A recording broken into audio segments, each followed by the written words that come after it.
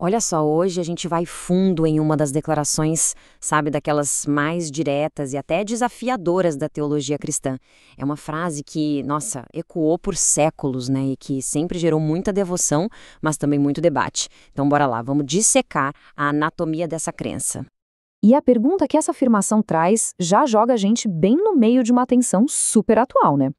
Pensa bem, num mundo com tantas crenças, como fica a ideia de um único caminho para a salvação? Como é que se concilia essa exclusividade com um mundo que valoriza tanto o pluralismo?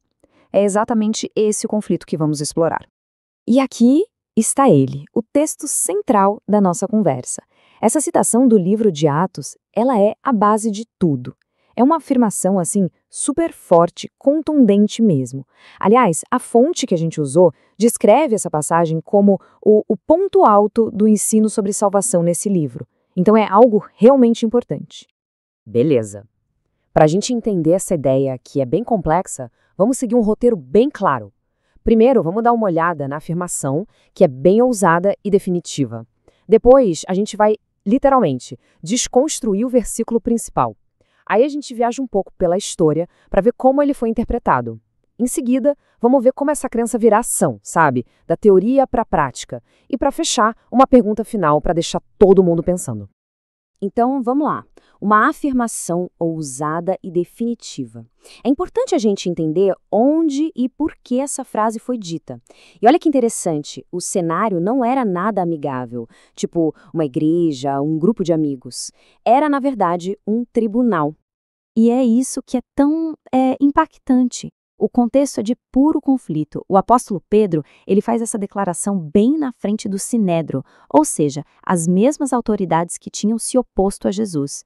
Imagina a cena. E, segundo um acadêmico chamado John Paul Hill, o que Pedro faz aqui é genial. Ele basicamente inverte a acusação contra eles. Ele diz, olha, aquele nome que vocês rejeitaram, então, é justamente o único nome que pode salvar. Ok, agora que a gente já entendeu o contexto tenso da coisa, vamos mergulhar no versículo em si. Vamos quebrar ele em partes, sabe? As fontes que consultamos mostram que dá para dividir em três componentes teológicos que são a base de todo o significado. Então, olha só estes três pilares que sustentam a afirmação. Primeiro, exclusividade. Um estudioso, o Schnabel, ele aponta que no grego original, a expressão em nenhum outro vem logo no comecinho da frase. E isso não é por acaso. É para dar uma ênfase, assim, absoluta. Segundo pilar, universalidade. Outros especialistas, como Fitzmyer e Kinner, explicam que, quando o texto fala debaixo do céu e entre os homens, a ideia é que o alcance é mundial, é para todo mundo, toda a humanidade. E por último, o terceiro pilar, necessidade. Aqui, um teólogo chamado Adit Fernando destaca que a palavra grega usada, dei, não significa uma escolha ou preferência. Ela expressa uma necessidade divina, ou seja, é o caminho que Deus designou. Certo. Mas aí fica a pergunta: essa interpretação é uma coisa mais moderna ou ela sempre foi assim?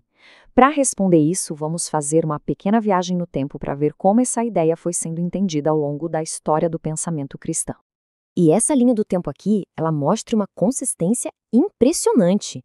Se a gente volta lá na era patrística, os chamados pais da igreja, como Beda e Crisóstomo, já defendiam essa ideia.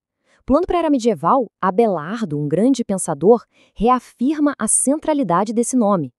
Chegando na Reforma, Zwinglio usa esse mesmo versículo para dizer que a salvação vem só de Cristo e não de outras práticas. E hoje, na era moderna, teólogos como Bock e Peterson continuam firmes no que eles chamam de exclusivismo clássico. É uma linha bem contínua, né? Beleza, já vimos a teologia, a história, mas e aí? Na prática, o que isso significa? Como é que essa doutrina se transforma em atitudes, em ações no dia a dia? As fontes que analisamos também falam sobre isso. A análise propõe uma estrutura bem legal de três partes: mente, coração e mãos. Pensa assim, com a mente, a pessoa é chamada a entender que isso é apresentado como uma revelação de Deus e não só uma preferência cultural. O coração, por sua vez, responde com gratidão, com adoração, porque, como o autor chamado Mérida aponta, se existisse outro caminho, o sacrifício na cruz perderia um pouco do seu valor, né?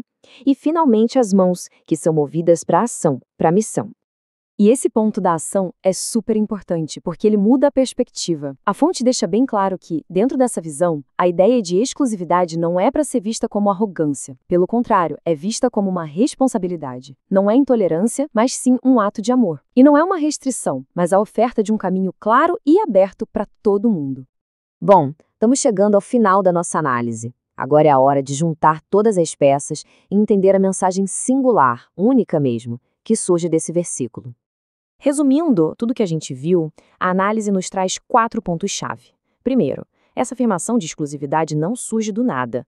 Ela está enraizada em eventos históricos bem específicos. Segundo, apesar de ser exclusiva, a oferta é universal. É para todos os povos. Terceiro, o nome de Jesus acaba unificando tudo. Cura, perdão, autoridade divina. E por último, e talvez o mais importante para quem acredita, essa exclusividade não é vista como um muro, uma barreira, mas sim como uma ponte oferecida por Deus para a humanidade. E a gente encerra com essa pergunta. Independentemente da crença de cada um, a análise nos mostra a força que uma convicção tão focada, tão singular pode ter. Então fica a reflexão. Qual é o poder de uma crença centrada em um único nome? Quais são as implicações disso? Tanto para a vida de uma pessoa quanto para o mundo. É uma questão que com certeza dá muito o que pensar.